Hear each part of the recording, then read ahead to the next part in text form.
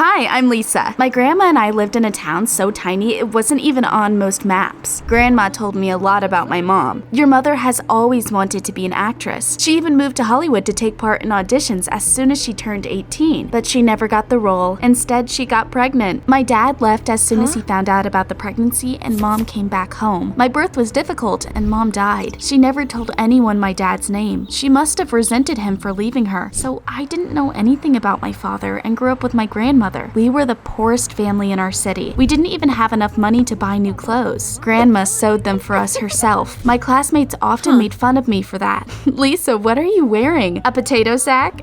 I was a kind person and tried to ignore their teasing, but deep down, I dreamed of having parents and enough money to buy whatever I wanted. I didn't even know what I wanted more. On the one hand, I desperately wanted my family to be complete, but on the other hand, I was also tired of being the laughingstock. And now, please subscribe to the channel and make a wish. I hope it comes true. I also really wanted to fulfill my mother's dream and become an actress. So when I found out our school's drama club was staging a performance, I immediately went to the audition. To be or not to be? That is the question. Even though I did better than everyone else at the audition, I didn't get the role. Do you want to know why? Because I was too poor and couldn't afford to buy a beautiful costume. Grandma, can you sew it for me? Do you want to embarrass yourself on stage? You'll always be a loser. Just accept it. It was so unfair. Tears stung my eyes. I came home and burst into tears. Grandma patted me on the head and tried to cheer me up. They're right. I will always be unhappy. It's all because I don't have parents or money. Don't give up, Lisa. Your time will come and you'll be happy. You'll see.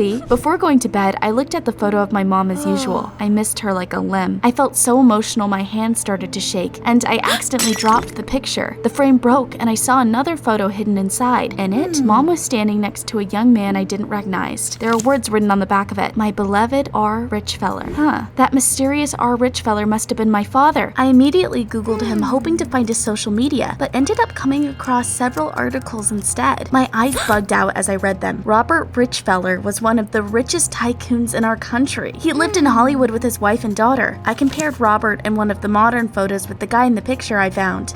They look similar. Does this mean my dad's the richest man in America? OMG. I didn't sleep a wink that night. First thing in the morning, I packed and used all my pocket money to buy a ticket to Los Angeles. I decided not to tell my grandmother anything yet and surprise her later. So I just said I was going to Hollywood for an audition. I'd never been in such a big city before, and it absolutely blew my mind. The skyscrapers looked like they could reach the clouds. Expensive cars were driving and celebrities were walking down the streets. I can't believe it. Is that Tom Holland? Whoa! Soon I got a grip of myself and remembered I was there to find my father. I started to ask passersby where I could find Robert Richfeller's house, but everyone looked at me like I was a wacko and passed by me in silence. Some guy in rags soon came up to me and said he lived next to the Richfellers. Are you lying to me? No offense, but you look like a hobo. What? We're best buds. I play golf with that billionaire every weekend. Oh, there he is. I looked in the direction the guy was pointing in and he grabbed my purse and started to run away. What a bastard. That thief had been trying to distract me. I immediately gave chase. Soon I found myself in an alley next to a dilapidated house. That thief was talking to another boy. I assumed it was his younger brother. Jacob, have you brought food? No, buddy, but if there's any money in this purse, we can use it to buy lunch. Dream on. I came up to them and snatched the purse out of Jacob's hands. He looked lost. Didn't your parents teach you that stealing is bad? We don't have parents, so no. We're street kids. Well, I don't have any money. If you're hungry, you should have just said so. I pulled sandwiches out of my purse and handed them to the boys. We got to talking as we ate on the porch of their house. I've never met someone as kind as you.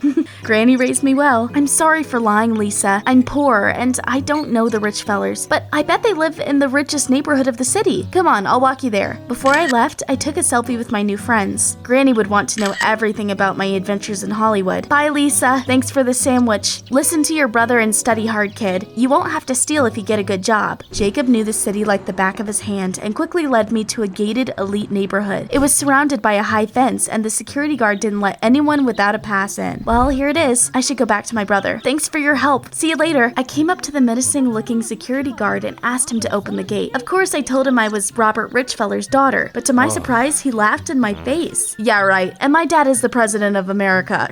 Get out of here, you brat. The guard refused to let me through, but But I hadn't come all that way just to give up now. I just needed to find another way to get inside. Then some people drove up to the gate in a gorgeous car. The guard smiled kindly at them and pressed the open button. "Welcome back, sir." That was my chance. I tried to run through the gate while it was still open, but failed miserably. The guard noticed me and grabbed me by the collar like I was a helpless kitten. "You again? I told you to get lost." He chased me away again. It was time to come up with a better plan. I hid in the bushes and threw a stone to the side. The security guard headed towards the noise to see what was going on. Meanwhile, I ran out of my hiding place and tried to crawl under the gate, but I failed again. What did I do to deserve this nightmare? After that, I decided to wait until the guard fell asleep to sneak past him. However, before I knew it, I dozed off too. Enough! I couldn't back down now if I wanted to see Dad. I moved away from the gate and tried to climb over the fence. And it worked! I could hardly believe it. However, the stubborn security guard saw me and chased me all around the fancy neighborhood. In the end, he managed to catch me. And I started kicking and screaming like a rabid cat. "Let me go! I'm Robert Richfeller's daughter." At that moment, a handsome man came out of one of the stunning mansions around us. "What's all this noise?" "Sir, this nutcase claims she's your daughter." "Robert Richfeller? Dad? What are you talking about? This is the first time I'm seeing you." The man threw me an indifferent look and told the security guard to kick me out. I tried to find the photo in my purse, but realized I had left it at home. Dang it! My heart sank. I broke away from the guard and tried to quickly explain everything. 16 years ago, my mother came to Hollywood to become an actress. She met you and got pregnant, but then she died right after giving birth. I only recently found out you were my father. Mr. Richfeller's face twitched in surprise. He looked shocked as he whispered that it all fit. 16 years ago, I dated an aspiring actress for a short time, but I couldn't marry her because I already had a wife and daughter. The security guard left when he heard that. I cried for joy as I hugged my father. "Dad, I'm so happy to meet you." He awkwardly tried to pull away, but then a slender woman came up to us. It was Dad's wife, Maria. She looked like a beautiful statue. However, at that moment, her face looked ugly because it was twisted in anger. "Robert, why is this beggar calling you Dad?" Dad had no choice but to admit that 16 years ago he cheated on her with my mom. Oh, Maria went ballistic. I wanted to sink through the floor, but soon Maria calmed down. "Whatever, this tramp can stay with us, but no one in our circle can know she is your daughter. I don't want our family's reputation to be ruined." We walked into their mansion and my jaw almost dropped to the floor when I saw how luxurious it was. They had everything: a helipad, a garage full of ridiculously expensive cars, and a whole bunch of staff. I was walking on air. I finally had parents and wanted for nothing. A little later, I met my older half-sister. Iris was gorgeous, but also really arrogant and sarcastic. She treated the staff terribly and used bills as napkins. She treated me very coldly. Ugh, if anyone asks, you're my maid, not my sister. But I was too happy to hold a grudge. That evening, Grandma called me and asked if I'd nailed the audition. I honestly told her I'd only gone to Hollywood to meet my father, and asked her to take a photo of the picture I'd left at home. I want Dad to look at it and remember his youth. "Oh, Lisa, you know I'm bad with modern technology. I'll send you the photo by post. It will take forever to get here." "Oh, fine." I tried to live my life to the fullest. However, I quickly realized my dream of having a big loving family hadn't actually come true. The Richfellers didn't treat each other as family. They lived in different parts of the house, only ever talked by phone, and did not spend any time together. It seemed like they despised each other. The mansion didn't feel like home. I felt uneasy and lonely, so I started to spend more time with the staff. One day, Dad noticed that I was helping the maids clean the house and said that was unacceptable. "Choose a beautiful dress from our wardrobe. We'll show you what living in luxury means." We went to the most pretentious restaurant in Los Angeles. It was full of celebrities and paparazzi. I didn't really like the fancy food though. When the waiter came up to our table at the end of the evening, I helped him gather the dirty dishes. "Where is your kitchen? I'll wash my plate." As soon as I said that, silence fell over the restaurant. All the rich people stared at us in disbelief. Maria grabbed me by the collar and glared at me. I felt like a child that messed up. "Is she really ours? I can't believe someone with such manners is a Richfeller." Maria ripped into Dad for cheating on her with a no-name actress again, and Iris threw a tantrum and told them that they were embarrassing her in front of the paparazzi. The Richfellers were shouting at each other like a pack of rabid dogs. It was a disaster. We came home in separate limos and ignored each other when we got back to the mansion. In the end, I got sick and tired of it. I gathered them all in the living room to give them a piece of my mind. "What's wrong with you? You have money, you are all successful, but you are still miserable." I showed them the selfie I'd taken with Jacob and his brother. "Look, these guys don't have a cent to their name, but they still protect each other. This is what it means to be a family." Dad looked at the picture and suddenly had an idea. "Let's do some charity work and open a soup kitchen for the poor." His wife and daughter liked that idea. The media had always called them heartless, so they seized the chance to improve their reputation in the eyes of the public. A few days later, everything was ready. A bunch of journalists came to the grand opening of the soup kitchen. The Richfellers were handing out food and showing off. Of course, I knew that they were only pretending to be a close-knit family in front of the cameras, but at least they were doing something good. The doors of the soup kitchen were open for everyone, and I was over the moon when I saw Jacob and his brother again. We stopped stealing and went to school. "I'm so proud of you. I'm sure you'll do just fine. A lot of volunteers came to the soup kitchen as well. For example, a man called Ryan and his family. He, his wife, and their little daughter were quite poor, but they were glowing with happiness. They seemed like good people. Not only did they support each other, but they were also polite to everyone. If you and your brother are ever hungry, you can always come back here. Thank you, sir. I spent the day handing out food with Ryan's family and quickly grew close to them. It felt like I'd known them forever. I felt more relaxed and happier when hanging out with them than I ever had with the Richfellers. That evening, I was pleasantly surprised when I saw that Dad, Maria, and Iris were still being nice to each other even after the paparazzi had left. The Richfellers were finally acting like a family. They even awkwardly hugged each other. Oh, it's been a long time since I felt so good. The next morning, a postman knocked on our door. He finally delivered the photo my grandmother had sent me. I took it and joyfully ran to my father. Look, it's you and Mom when you were young. You probably met not long before this photo was taken. Dad looked at the picture and immediately frowned. This isn't me. I've never met this woman. But look at the words on the other side. My beloved R. Richfeller.